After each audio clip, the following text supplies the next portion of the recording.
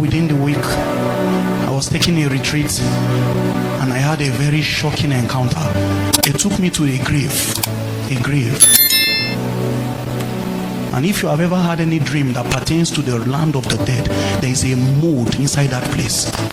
There is a fear that is around the realms of the dead. And they showed me a lady. She had a picture inside that grave, and behind the picture she wrote her name. And I was watching in amazement what is going on. Fear was in me in that dream, because I was in the cemetery. There are many graves there, but they went to show me one grave, and I saw she wrote her name. But on the picture, because now she has become bones, only skeletons were there, but on the picture it was a very pretty damsel. Under that name she wrote Abuja, and I read it. And the Spirit whispered to me. He says, in the afterlife now, her one regret and yearning is that let there be a remembrance of her. Let there be a memory of her in the place she's heading to.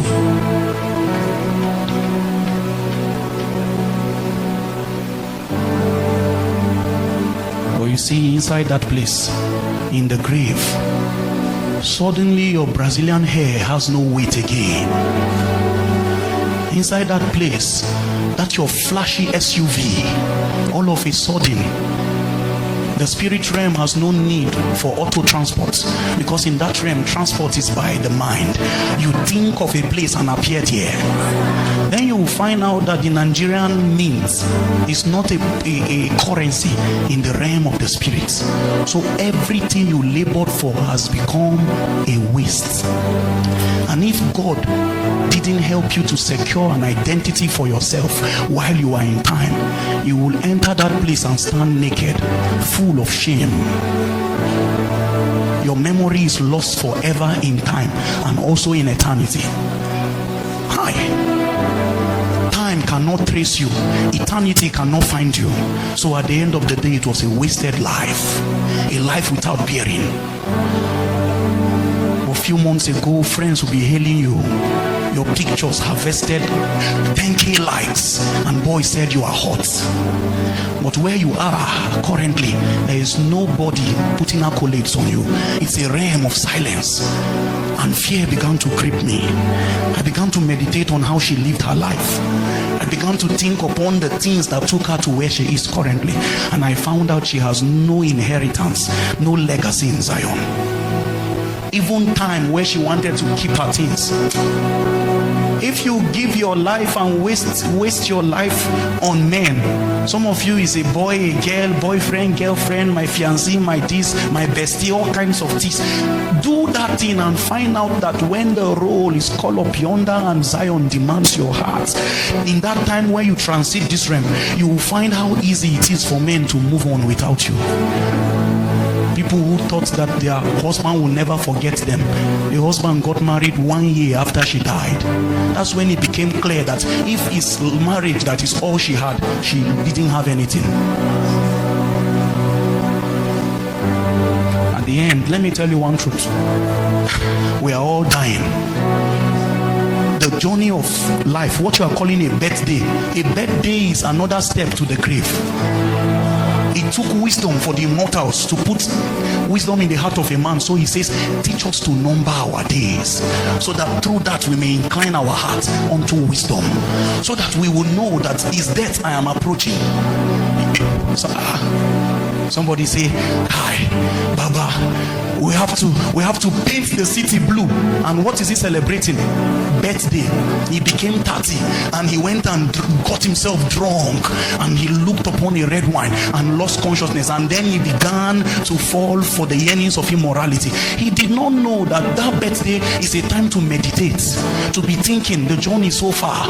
What do I have as a legacy? If I die today, what will be remembered of me? So when the immortals ask me that question, my answer to them is, I know all the world will ever say of me is that I wasted my life for God. They will look at a young man. I graduated with a second class upper, almost a first class. My MSc was top notch, and a job came immediately for me in Plateau State. Even my parents are not carried along in that matter, because I already knew the will of God, and I knew it to be between me obeying God or following after many things. And let me tell you one truth: you will never find what you are following. It has been designed to keep you busy until you meet an unexpected end, so that men will be cut off in the middle of their pursuit. And then the idea is to make sure that in your evil day you are unprepared.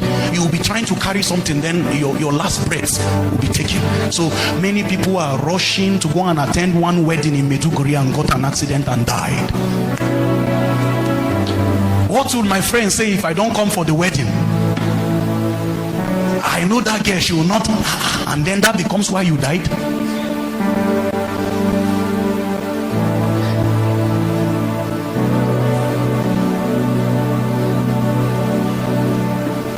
It's been a while we got this real with ourselves, but they showed me a lady. And I saw that picture is an attempt. She thought that thing can give her some introduction in the realm of the dead, but in that place there was no legacy. Very soon, when all this drama has ended, we are all heading to the realms of the dead. And that is where many of us will realize what you have lived for. It was Stephen. He was being killed, stoned to death, the pain of the persecution. And then he opened his eyes. Although he's wasting physically, he said, I see the heavens open, and I saw Jesus standing. God himself cannot sit down for this one to enter. So even God stood up to give him obeisance. You died well. At the end of the day, I'm repeating this. At the end of the day, your appointment with death will be unplanned for. Just live every day like your last. The famous prophet TB Joshua just finished a very powerful meeting. Was going to prepare for second service, and then he was in his office. According to the story we read, he was in his office probably meditating. Who would have told him that death is locking upon him while he was preaching?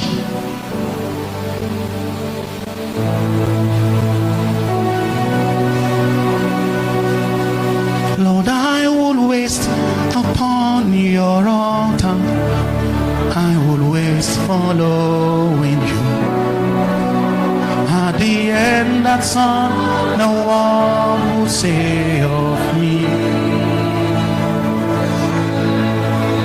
There's so many things to follow, but I live following you.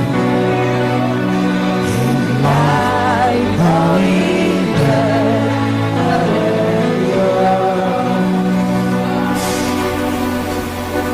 what are you following?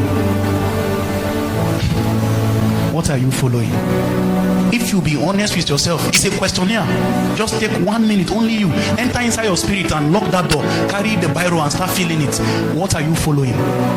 Your life so far has been powered by an ungodly appetite. Lord, I have to be successful. I have to prove a point. I am not a failure. Who called you a failure?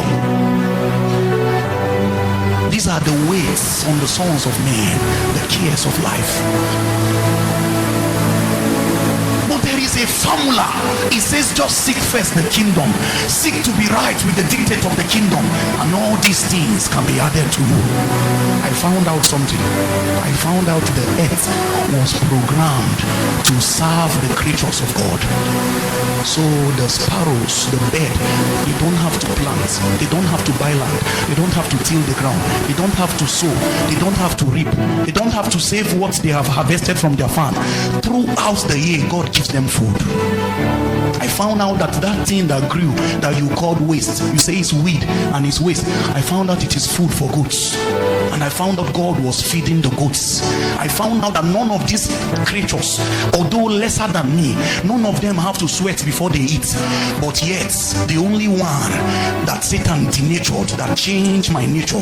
So creation rebelled against me because he cannot recognize me again. The land that was supposed to give me supply, when he looks at me, he can't see what he was supposed to supply. So he says the earnest expectation of creature, they are waiting for the manifestation of the sons of God. Only then will they start meeting your needs. You will come to a point, the Bible says, labor to enter that rest. There remaineth a rest. It's a life where you enter, that creation becomes subjected to your rebuke. The point where the way the ground produce for goats, produce for birds, it will produce for a son of God. Or you can labor, pursue many things, and die in the midst of your pursuits. And at the end, when it's all been said and done, all my labors would mean nothing. Only what I've done for God's reward will stand the test.